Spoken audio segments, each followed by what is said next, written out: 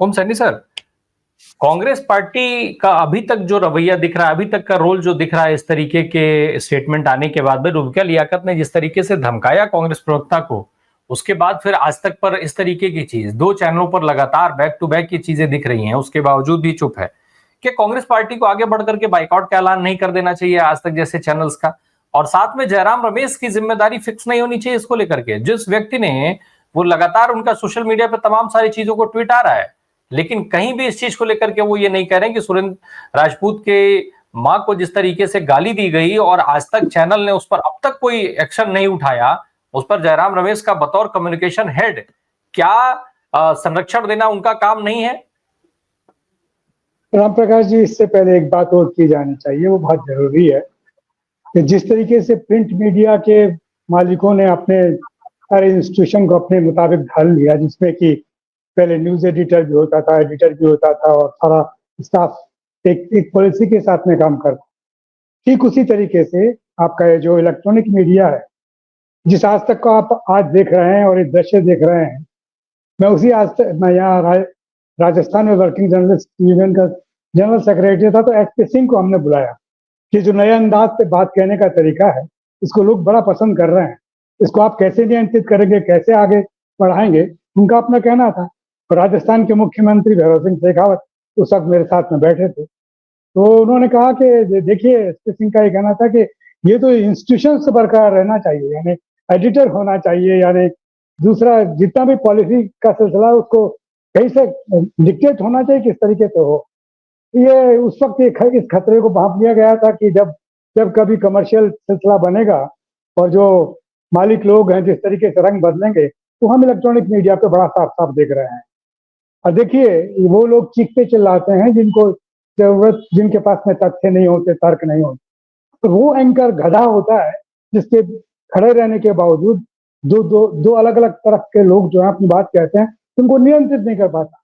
मैं अभी अभी के इलेक्ट्रॉनिक मीडिया पे देख रहा हूँ, न्यूज 24 पे वो करते हैं ना कंट्रोल सारा, उनको नाम भूल रहा हूँ, चौधरी है क्या नाम उनका पूरा, वो करते हैं ना कि ऐसा होना चाहिए, हटा दीजिए, बाहर कर दीजिए उनको, लेकिन वो करने के बजाय चूंकि वो देखते हैं इस तरीके की उससे रोचक बन रहा है, टीआरपी बढ़ रही है और ज्यादा जुड़ेंगे, तो ये देखिए, ये अपना तो जिस तरीके से प्रिंट मीडिया अपना सत्यानाश कर बैठा, वैसे ये इलेक्ट्रॉनिक मीडिया जो था ये कर बैठा।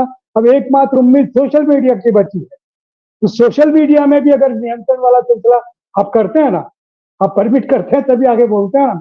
हम इस तरीके का तो नहीं करते कि आपसे माइक छीन करके हमने बोलना प्रारंभ कर दिया। तो ये नियंत्रण करने की बात है, इसके बाद में दिक्कत नहीं होगी। और जो लोग जैसी भाषा बोल रहे हैं, ये दुर्भाग्य है इस मुल्क का कि मैं उस पार्टी का बड़ा मददगार रहा हूँ। 1980 में जब पैदा हुई थी ये पार्टी, भारतीय जनता पार्टी, तो ये कह के हुई थी कि कांग्रेस के अहंकारी स्वरूप के खिलाफ एक जनतांत्रिक पार्टी खड़ी हो रही है जिसमें चाल चरित्र चेहरा बदला हुआ होगा। और जब मैं अब ये देखता हूँ कि चाल चरित्र और चेहरे का क्या स्वरूप है, इनके प्रवक्ता किस तरीके से पेश आते हैं, ये लोग ऐसा लगता है कि जैसे डंडा लेके बैठेंगे और मारेंगे, और एंकर बेचारा कोने में चला जाएगा और सामने वाले को अपने आप मुकाबला करना है तो करें। ये इसको इसका इलाज यही है कि इन बड़ी पार्टियों को, ये जो लोग हैं, इन सबको ये छोड़ना चाहिए कि सब आप इन चैनल्स पे अगर जाते हैं तो आप एक ऐसे चैनल को बढ़ावा दे रहे हैं जिन लोगों ने अपनी नैतिकता को पूरी तरीके से छोड़ दिया है, जिन्होंने अपने सामाजिक दायित्व को पूरी तरीके से छोड़ दिया है, जो एक पैरोकार बन गए हैं, जो पत्रकार नहीं है, जो किसी न किसी का पैरोकारी करते हैं और जिनके पास से पैसा आता है उनके हिसाब से बोलते हैं।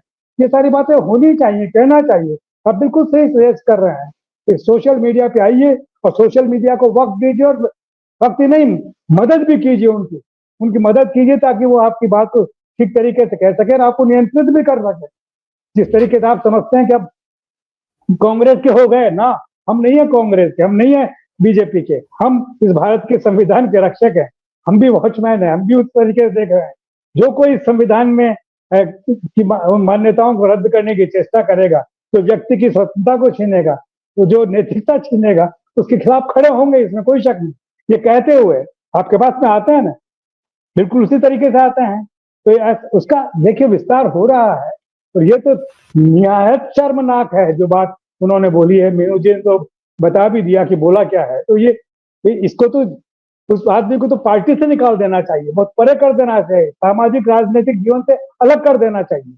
पत्रकार तो वो हो ही नहीं सकता है, स्पोक्स पर्सन से भी हो ही नहीं सकता कि आप जिस फिलोसफी को रिप्रेजेंट कर रहे हैं, और फिलोसफी ये तो नहीं सिखा रही ना, लेकिन आपके यहाँ बोला जा रहा है, बोले जा रहे हैं लोग इस तरीके से। तो आपके पार्टी के अध्यक्ष क्या कर रहे हैं, आपके प्रधानमंत्री क्या कर रहे हैं, आपके दूसरे नेता क्या कर रहे हैं, उनको नियंत्रित करना चाहिए ये बात।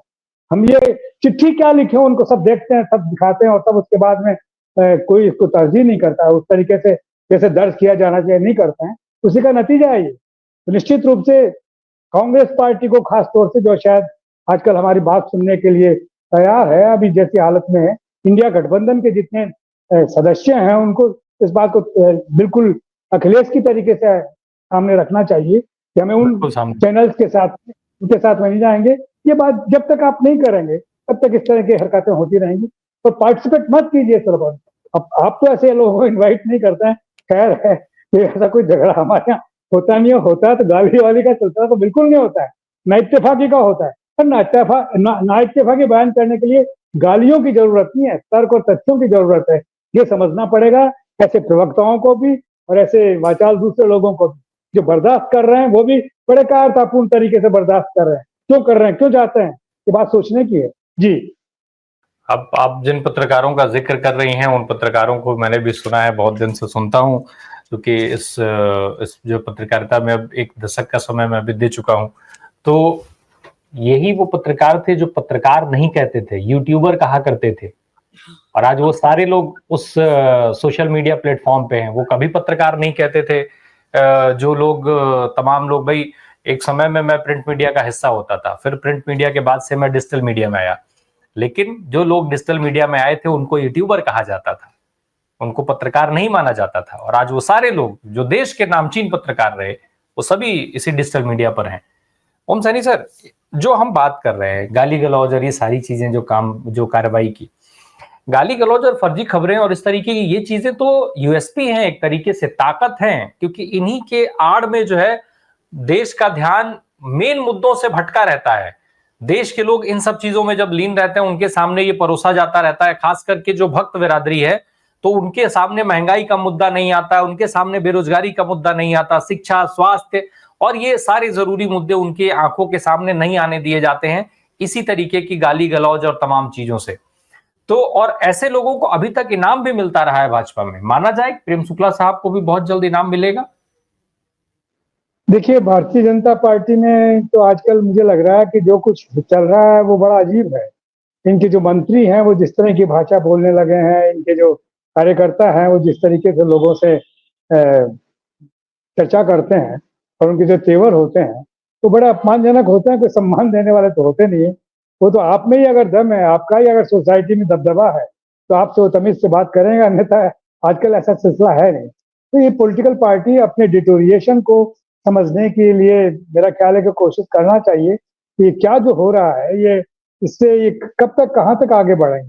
क्योंकि अब लोगों को इनके साथ में एक परहेज सा होने लगा है। हमारा आप चिंता कर रहे हैं ये नहीं, लोगों को परहेज सा होने लगा, और वो आने लगे हैं जिसको ये यूट्यूबर कहते हैं, उधर यूट्यूब पर ही सोशल मीडिया पे अब खूब तरीके से लोग देखने लगे हैं। तो इसमें ज्यादा चिंता करने की आवश्यकता नहीं है, बायकॉट करने की जरूरत है। पॉलिटिकल पार्टी जगह अपने आप को एक नैतिक रूप से बताना चाहती है कि वो लोग कंप्रोमाइजिंग नहीं है इस बात में, तो कांग्रेस पार्टी को तो निश्चित रूप से बायकॉट करने का सिलसिला करना चाहिए कि हम नहीं जाएंगे, इनके ये जो रेगुलर चैनल्स हैं इनके बीच में नहीं जाएंगे। क्योंकि वहां पर जो एंकर है उसकी वो सुनता नहीं है, जो बुलाए जाते हैं वो अपने अपने मुंह में जो जबान लेके जाते हैं वो बड़ी जहरीली है। वो कोई भाषा तो होती नहीं है, उससे कुछ कन्वे तो होता नहीं है, सिर्फ गालियों के अलावा। तो ऐसे में जल्द से जल्द फैसला कर लें और सोशल मीडिया के साथ में जुड़े, उनको महत्व दें, उन्हीं के साथ में अपनी बात कहें, तो मेरा ख्याल है कि दिन बदल जाएंगे। ऐसा कुछ नहीं है। ये बेहुदा जुबान जो बोली है बीजेपी के प्रवक्ता साहब ने, ये कोई तारीफ का मामला तो है नहीं। और ये इनके पहले ही मंत्री लोग काफी कुछ परेशान हो रहे हैं। अभी कल गए थे अमित शाह बंगाल, तो फिर वही दीदी दीदी का इस वक्त ये हो जाएगा। क्या बोलते हैं हम, कोई सुनने वाला नहीं है, बता रहा हूँ आपको। वो बहुत अलग किस्म का प्रदेश है, वहाँ एक मिनट में सारी चीजें बदलती हैं। तो वो मेरा ख्याल है कि जो कुछ आप सजेस्ट कर रहे हैं उन पे ये गौर करेंगे जल्दी से जल्दी, और कांग्रेस को निश्चित रूप से बायकॉट कर देना चाहिए। जी।